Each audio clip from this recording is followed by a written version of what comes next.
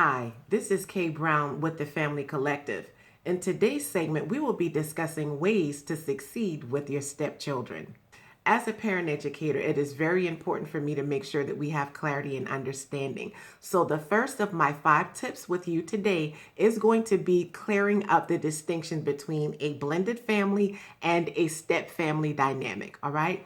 In a step family, one or both individuals have one or more children with individuals outside of the new relationship. All right. So in a step family dynamic, there are no shared children between the new couple, but they may or may not have children outside of that relationship. That defines a step family. However, in a blended family dynamic, the conditions of a step family could also be true. However, the distinction is that even though either one or both of the individuals in the new relationship have a child or children with other individuals, they now have a biological child that they share together, hence making them a blended family. All right. So what we want to do in discussing additional tips and strategies to succeed with your stepchild is step number 2.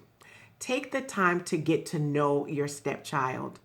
One of the most common problems that we encounter in helping to merge or blend two family histories together is that while the couple is excited that they are now formulating a relationship, they often neglect the relationship between the children that have existed before the relationship came together. So whether it's going out with them one-on-one, taking them to lunch, going to the beach, just maybe even taking a walk with them, it is very important for you as a step parent to get to know that child individually, because not only is it important for how the two of you come together to make your lives work, you have to take each individual and each individual unit and merge it together to make it work as well. I often like to call it a merging of histories. All right. So that's tip number 2. Tip number 3 is work as closely as possible with that biological parent to both establish and reinforce rules in the home. This is one of the number one reasons why second and third marriages break up, especially where stepchildren are involved, because what ends up happening is you will read a lot of textbooks that will tell you only to allow the biological parent to discipline the child.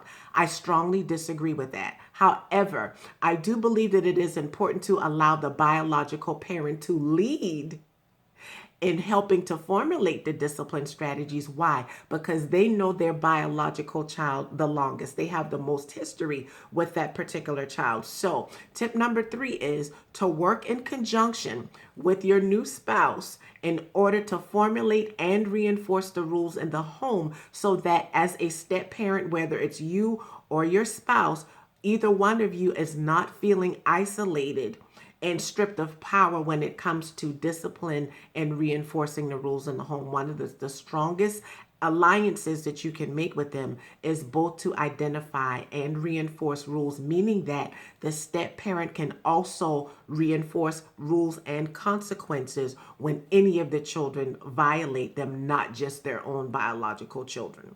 All right. Step number 4 is to reassure your stepchild that in no way, shape, or form are you trying to replace the relationship that they have with their biological parent. So whether you're a stepmom and your stepson or daughter is like, you're not my mom, or vice versa, reassure them when they say that, because inevitably they may say you're not my mom or dad. But rather than getting offended, one of the things you could say is, you're exactly right.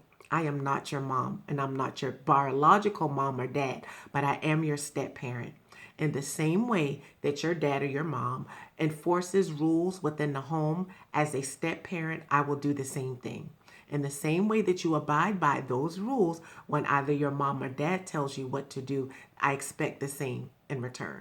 All right. Having an open and upright and frank conversation where you can be firm but fair, not to, add any fuel to the fire or anything, is very important in these relationships, because if they feel that they don't have to listen to you, or that their biological parent is somehow or another forgetting about them because you're in the picture, that's going to cause more problems. So anything that you can do To alleviate that by, number one, restating the fact that you're not trying to replace their parent, reassuring them of how much they matter to you, but also letting them know where you stand in a relationship. Hopefully this tip will be a blessing to you as well. And then finally, in ways that you will have success with your stepchild is to do this. Please remember that child, that stepchild or children, they are grieving their family of origin issues. All right. I don't care if they're 3 or 13. If they're 3, they have a 3-year history of having their parents in some type of relationship, whether it was a romantic relationship, co-parenting relationship, or what have you, and you are now a threat, albeit unintentional. All right. If you take the time, the same way that you're sympathetic to a person that has the natural loss of someone, if a pet passes away or if someone passes away, they're going to go through grief and loss.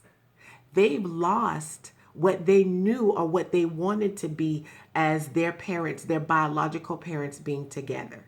All right. So reassuring them that you're not trying to replace that parent, but also being sensitive to the fact that, you know what, rather than me taking it personal, I want to look at it through the eyes of my stepchild. You know, they may be in shock that their mom and dad have broken up and are not getting back together again.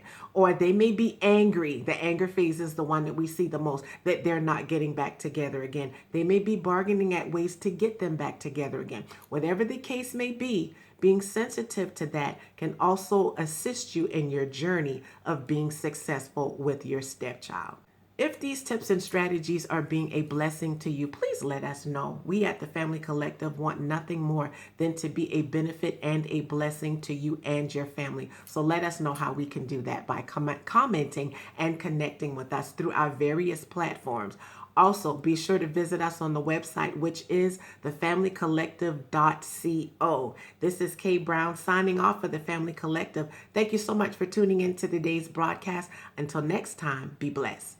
Make it a great day. Bye-bye.